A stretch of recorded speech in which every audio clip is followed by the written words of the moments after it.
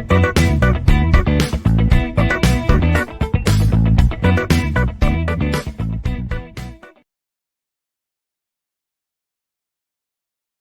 everyone, welcome to video lectures on data mining and data warehousing. So module 4 classification. So hello everyone, we are going to discuss methods for comparing classifiers. So we know that it is often useful to compare the performance of different classifier to determine which classifier works better on a given data set. So however, depending upon the size of the data, the observed difference in accuracy between two classifier may not be a statistical significant. So in this coming sections, we are going to discuss examine the some of the statistical tests which are available to compare the performance of the different models and classifiers. For an illustrative purpose, we should have consider the pair of a classification model. Assume that M A, capital M of A and M of B. Suppose that the first classification model M of A, so which achieves 85% accuracy when evaluated on the test set containing 30 records. So while the another model M of B achieves 75 accuracy on a different test which are containing 5,000 records. So actually based on the information, the first model M of A is better model than M of B. So we should answer this. So here there are two key questions will be arise. So with having the previous example, we will raise that there are two key questions regarding the statistical significance of the performance matrices. The first one is, so although this M of A has a higher accuracy than M of B, so it was tested on a smaller test set. So how much confidence can we place on the accuracy for M of A? Second, the key question which arises, is it possible to explain the difference in accuracy as a result of variations in the composition of the test? So here the first question related to the issue of estimating the confidence interval of a given model accuracy. The second question which relates to the issue of testing the statistical significance of the observed deviations. So regarding this, so we would discuss first of all estimating a confidence interval for accuracy, comparing the performance of the two models, and comparing the performance of the two classifiers. So in the subsequent slide we are going to discuss. So now we are going to discuss the comparing the classifier. First one, estimating a confidence interval for accuracy. So we would discuss about here to determine the confidence interval. We need to establish the probability distribution that which governs the accuracy measure. So in these sections, we describes the approach for deriving the confidence interval by modeling the classification task as a binomial experiment. So that experiment says that first one, the experiment consists of n independent trials where each trial has two possible outcomes such as success or failure. The probability of a success is P in each trial is the constant. So as an example, we are going to discuss here. It is the binomial experiment. So we are taking that is the uh, uh, tossing the coin head or turn up when up pace or flip the coin our down pace. Assume that this is the n times. So here the capital X is the success of observed n trials, and which X takes the particular value which is given by binomial distribution of NP and variance NP of 1 minus P. The probability of X equal to V, that we are going to take. So NP P to the power V into 1 minus P to the power n minus V. So for here example, if the coin pair is probability P point, the P is 0.5 and the flipped 50, assume that 50 times, then the probability that had the source up to 20 times. So in case that total 50, the combination congruential of that one 50 C 20. So zero point 0.5 to the power 20, 1 minus zero point 0.5 to the 30. So n minus n is the 50, that is the n minus v, v is starting is 0.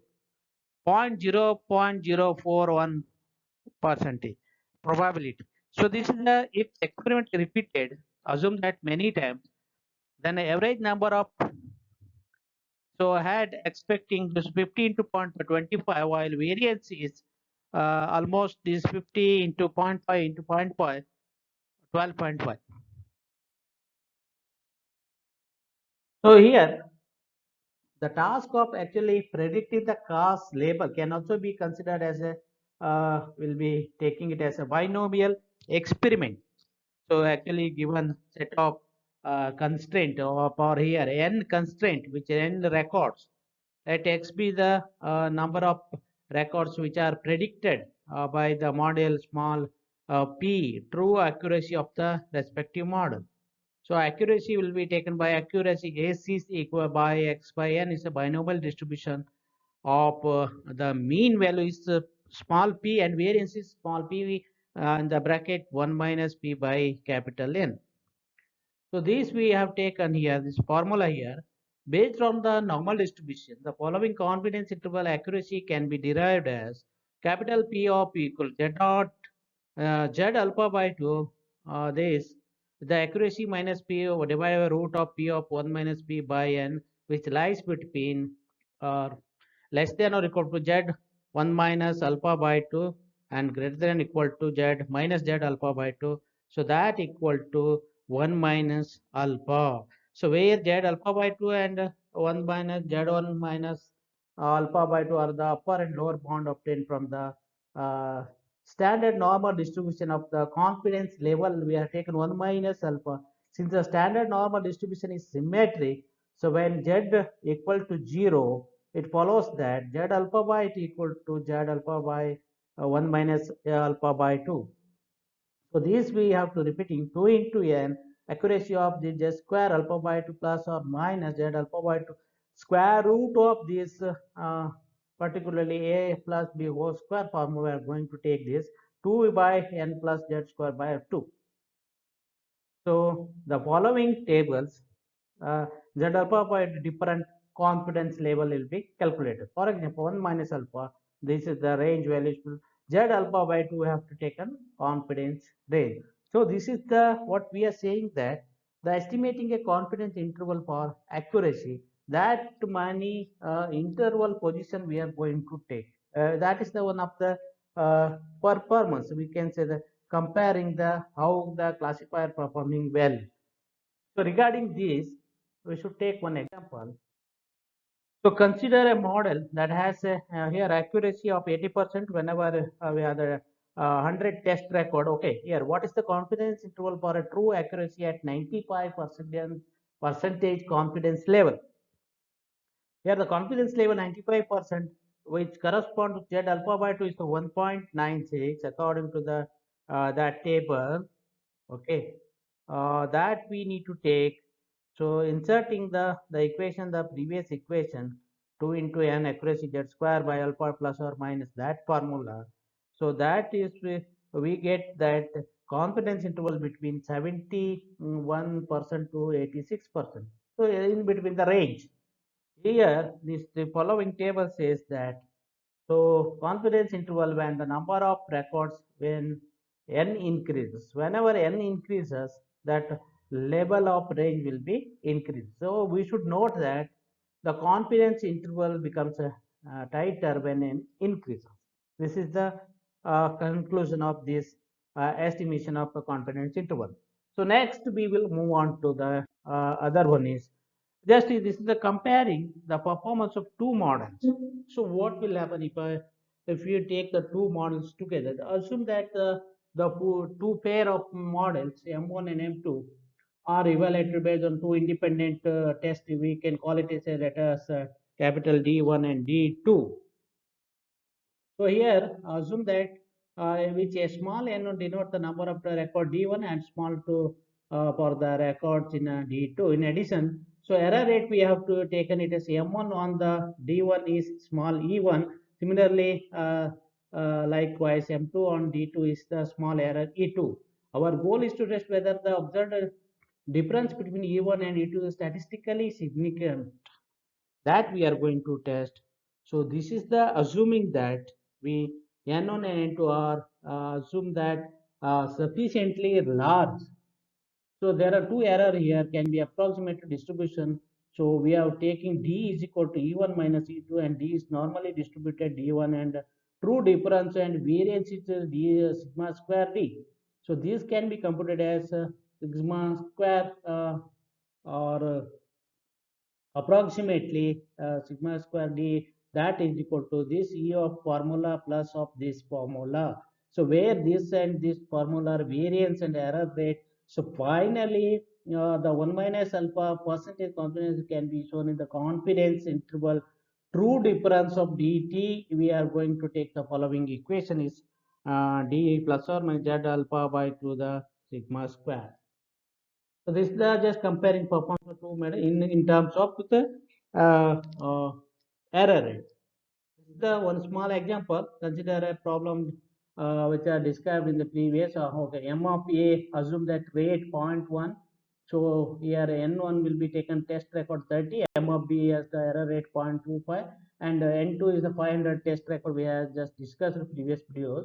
The observed error rate will be that absolute value of this 0.1. So in this example, we said two tests check whether dt equal to 0 or dt not 0. The estimated value can be calculated as this is the 0.00043. So this is the 0.065 in case d alpha. So that equation we should take that d1 dt in the 95% confidence level dt is equal to 0.1 plus or minus 1.96. So if we are calculating that 0.1 plus or minus 0.128. So as the interval spans the value 0, so we can conclude that so observed difference is not statistically significant. So we say that 95% confidence level because 5% will be always going for their purpose.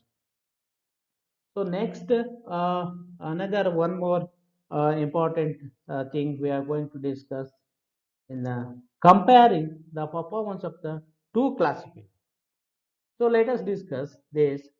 Again, suppose here we want to compare the performance of the two again classifier using k-fold. Assume that cross validation approach performance of the classification any classifier. So in this case, initially the data set D is divided into k equal size partitions. So when we apply each classifier to construct a model from the k minus 1 of the partitions and test it on the remaining partitions, the step is repeated k times. So what will be the test? So let us assume that let m of ij. So mij here suffix denote the model induced by a classification technique Li during the jth iteration. So we should note that here a pair of model M of M1J and M2 are tested on the same partitions. Okay. Between the here again error rate will be taken. Difference between the error rate during the jth fold can be written as d of j equal to this formula E1 minus a minus E2j. So if k is sufficiently large, then dj is normally distributed with the mean of dj to the power cv, which is the true difference in their error rate, the variance of to the power sigma of to the power cv. So this will be taken overall variance observed in the estimating the formula is sigma cap square d of c to the power cb summation j is equal to 1 to k dj minus d bar variance. This mean value square divided by k into k minus 1, that is the 4.16. So where d is the average difference. So this is the average difference. For this approach, actually we need to use a t distribution to compute the confidence interval. So how we are going to calculate? So probability table for the t distribution also will be calculated. So confidence interval for dt, so to the power cv. So this is equal to uh, dt to the power cv equal to d bar plus or minus t into 1 minus alpha comma k minus 1 into sigma cap to the into d to the power cv. So here the coefficient t of 1 minus alpha comma k minus 1, which is obtained the probability table with the 2-point parameter. So what are the probability table here? K minus 1 with the probability distribution and 1 minus alpha values. So that we are taking that k minus 1 and the confidence level 1 minus alpha and the number of degree freedom. So that is the absolutely k minus 1. So this the probability table is given there in the that values will be taken 0.99, 88, 9.9, 90 and 80%. So k minus value will be also taken. So this is the we are just comparing the performance of the two classifiers together. So mainly we are taking here cross validation or the to classify using k-fold cross validation approach. So that approach will be the main part we are going to compare. So this is about the performance comparing the total methods for comparing the classifier.